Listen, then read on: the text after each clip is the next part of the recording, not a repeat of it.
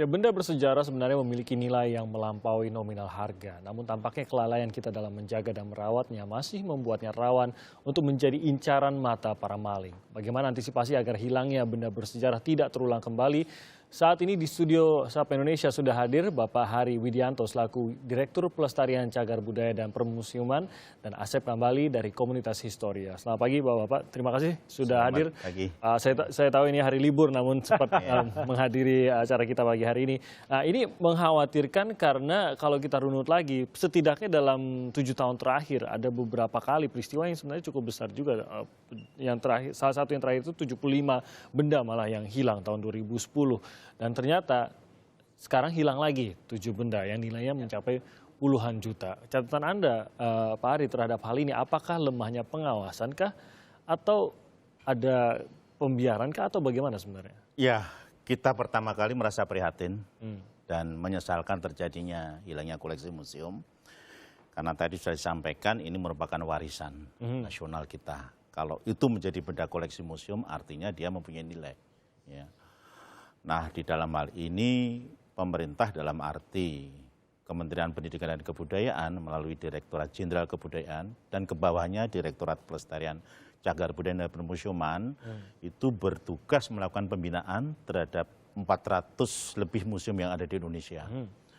Dan kita memberikan sebuah pembinaan dalam menyusun ya norma, standar, prosedur dan sebagainya, regulasi-regulasi tentang permusiuman. Sehingga sebetulnya produk-produk untuk keamanan itu juga sudah kita sampaikan. Itu termasuk cara-cara untuk mengaman atau apa sebenarnya, kalau maksud saya kalau Anda mengatakan bahwa inilah yang perlu dibenahi, apa yang salah dari situ? Iya, kalau dari segi aturan sudah jelas. Ada peraturan pemerintah nomor 66 yang terbit tahun 2015 tentang permusiuman. Di situ dibahas semua tentang pendirian museum, standarisasi museum, termasuk keamanan koleksinya, termasuk keamanan aset, antara gedung dan juga SDM manusianya. Ya, ini sudah ada, harusnya sudah ada SOP-nya, prosedur seperti itu. Oke, berarti kan kalau standarnya berarti SOP sudah ada. Sudah ada, kemudian jatuhnya pada pelaksanaan dan pengawasan kalau begitu. Pelaksanaan dan pengawasan, dan itu sudah ada semua di situ. Dan siapa yang bertanggung jawab sudah diatur juga itu. Nah, kalau begitu menalarnya mengapa masih terjadi kehilangan itu bagaimana Pak? Nah, ini tadi Ibu Kepala Museumnya mengatakan kami sedang CCTV. Padahal CCTV itu adalah yang utama. Dan itu murah Pak, itu Pak. Dengan 18 juta kita punya yang 24 kamera gitu loh ya. Direktorat Pelestarian Cagar Budaya dan Permusiuman melalui Direktorat Jenderal Kebudayaan sudah melakukan himbauan tentang pengamatan terutama CCTV itu sejak 2013 pada seluruh museum. Oke, tadi menurut Kepala Museumnya setidaknya 2 tahun katanya. Setidaknya 2 tahun ini sudah tidak aktif. Dia mengatakan mungkin bisa lebih lama lagi. Kalau saya sempat mendengar pegawainya bahkan dikatakan lebih lama lagi sebenarnya CCTV ini sudah tidak aktif. Nah, ini menjadi pertanggungjawaban museum itu sendirikah atau bagaimana kalau mengingat bahwa himbauannya adalah harus aktif CCTV itu mengingat biayanya juga tidak mahal? Iya, jadi semua pengamanan baik itu aset, baik itu koleksi, baik itu SDM manusianya, termasuk penontonnya atau pengunjungnya, itu sudah ada aturannya harus dilakukan SOP. Ya, satu. Lalu keamanan ini tanggung jawab kepala museum. Sudah dengan demikian. Kalau kelangsungan dari kehidupan museum tadi itu tanggung jawabnya adalah kepada pemilik. Pemilik itu bisa dimiliki oleh pemerintah pusat, bisa dimiliki oleh provinsi, bisa dimiliki kabupaten kota, dan bisa dilakukan pemilikan itu oleh swasta, perorangan swasta. Pribadi begitu ya? Iya, bisa, dalam hal kasus yang ada di Museum Provinsi Riau ini, bahkan baru ini, kelangsungan museum adalah tanggung jawab dari Pemprov.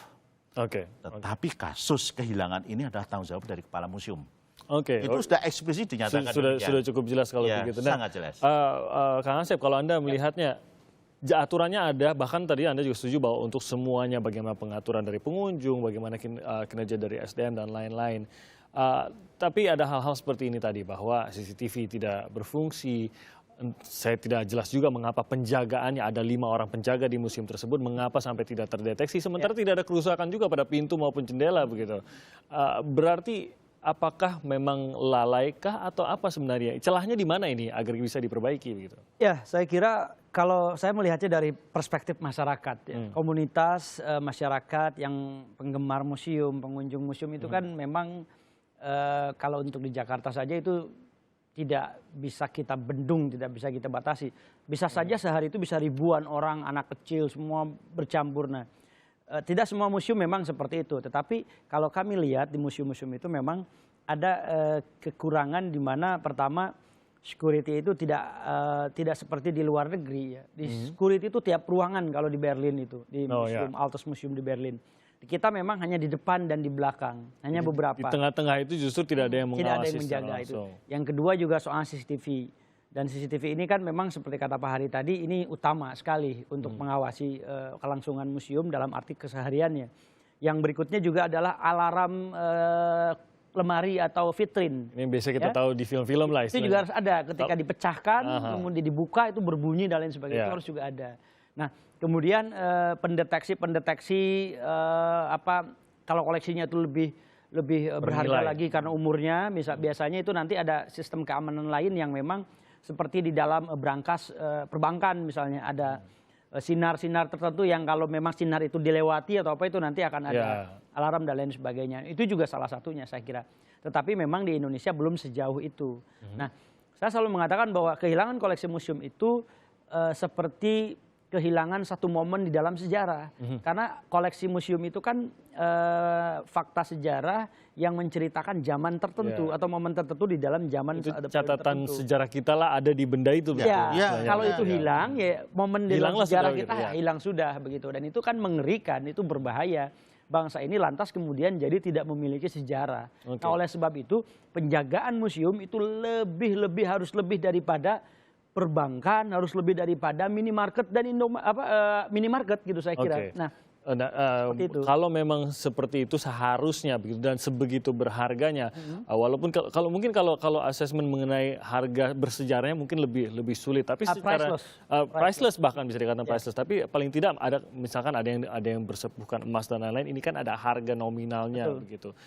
Seharusnya penjagaannya lebih ketat begitu. Apa alasan utama mengapa penjagaan masih minim seperti dikatakan di museum di Pekanbaru ini 5 orang penjaganya, memang biayanya kita selalu menduga anggarannya memang selalu ketat begitu sehingga tidak bisa dilakukan. Apakah itu atau apa sebenarnya? Apa memang dirasa cukup sebenarnya untuk penjagaan? Jadi kalau kita lihat hampir di berbagai museum kita itu punya 428 akan tetapi situasinya tidak sama Pak. Ini dimiliki oleh 7 itu dari Kementerian Pendidikan dan Kebudayaan. Kemudian ada juga kementerian lain, misalkan ISDM juga punya, lalu sebagian besar ada di provinsi, 34 provinsi, kemudian kabupaten kota dan masyarakat yang dalam arti pribadi gitu ya. Nah, pendanaan itu sudah disebutkan di situ. Pemerintah dan pemerintah daerah itu wajib melakukan pendanaan untuk kelestarian koleksi museum. Tetapi tidak semua pemerintahan daerah itu memberikan sebuah pendanaan yang memadai untuk itu. Jadi faktor masalah dana ini juga menjadi kendala utama bagi permuseuman. Kalau kementerian itu kita pakai APBN ya, tetapi kalau yang ada di daerah itu ada yang mempunyai perhatian besar sehingga mengalokasikan dana untuk museum yang besar juga, tapi lebih banyak juga itu hampir dikatakan hidup segan mati tak hendak itu. Iya, karena atensi untuk pertama tidak menjadi prioritas. Tidak menjadi prioritas. Lebih banyak kepada hal-hal yang sifatnya mendatangkan ekonomi, kemudian teknologi, kesehatan dan sebagainya. Gitu. Berarti kan ini berarti ada ancaman bisa jadi 428 sekian museum ini juga kemungkinan terancam akan bisa mengalami hal serupa, yaitu dimasuki oleh maling dan digondol barang-barang koleksinya. Sementara di sisi lain kita harus bisa mengakui bahwa pembiayaan untuk pengamanan sangat minim karena bergantung pada daerah setempat. Lalu apa yang bisa dilakukan Pak untuk memperbaiki hal ini? Nah kalau itu kan tanggung jawab ada di pemilik kelangsungan. Termasuk entah satu provinsi, entah kabupaten. Itu. Bagaimana mendesak mereka agar mau lebih perhatian? Kita sudah banyak sosialisasi berbicara tentang masalah pendanaan, bahkan mendatangkan anggota DPR Komisi 10 yang membidangi masalah itu untuk bisa mempush agar permusiuman ya. Ini banyak dilakukan di dalam Pertemuan Nasional Museum ya, untuk berkomunikasi dengan pemilik museum. Yang ke depan ini dilakukan bulan Mei. Di situ kita lakukan banyak hal untuk berkonsultasi. Ini masih terus mendorong. Dari Anda Kang Asep, paling tidak apa yang bisa dilakukan masyarakat? Bisakah ada apa ya? Pengawasan saya kira gini, tim ya. Pertama adalah bahwa sanksi yang tidak jelas di dalam PP ini. Jadi PP 66 tahun 2015 ini tidak mengisyaratkan sanksi di dalamnya. Hanya tanggung jawab kepala museum, titik. Tidak kalau hilang hukuman, denda, penjara itu nggak ada. Nah ini persoalannya bahwa tidak ada efek yang membuat kepala museum ini takut dihukum dan lain sebagainya. Karena tidak ada sanksi di situ, ini kelemahannya. Di dalam undang-undang sendiri sebenarnya ada. Jadi kalau mau menindak misalnya kepala museumnya harus bertanggung jawab, tentu polisi bisa menggunakan undang-undang cagar budaya karena di situ jelas hukuman dan